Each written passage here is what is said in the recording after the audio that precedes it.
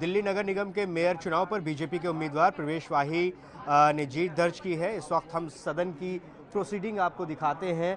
आप तस्वीरों में देखेंगे तो प्रवेश वाही आपको नजर आएंगे। उनको अभी गुलदस्ता दिया गया, शॉल उड़ाई है। जो पूर्व मेयर राजा इकबाल सिंह जो कि पीठासीन अधिकारी भी यहाँ पर थे, आप देखिए गुलदस्ता उनको दिया जा रहा है। बीजेपी की तरफ से मेयर पद के लिए प्रवेश वाही को उम्मीदवार बनाया गया था और डेप्यूटी मेयर के लिए मोनिका पंत उम्मीदवार थी।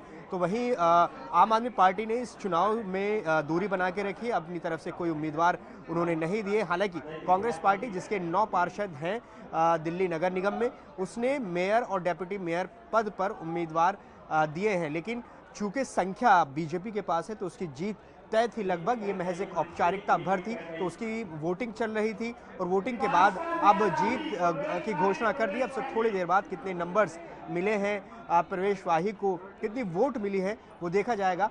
लेकिन अगर आंकड़ों की बात करें तो बीजेपी के पास दिल्ली नगर निगम के हाउस में कुल 141 वोट है, जिसमें 123 सीधे पार्षदों के वोट हैं। इसके अलावा जो दिल्ली के सांसद होते हैं और जो मनोनीत नॉमिनेटेड एमएलएज होते हैं वो भी इसमें वोट करते हैं। तो ऐसे में 141 का आंकड़ा है जो कि बहुमत से काफ़ी ज़्यादा है।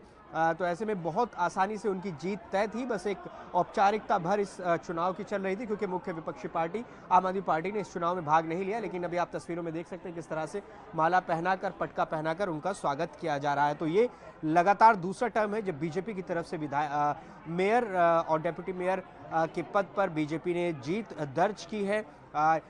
ये एक आखिरी चुनाव है, इसके बाद अगले साल जो है चुनाव होने हैं और उससे पहले ये मेयर पद पर प्रवेश वाही जीते हैं।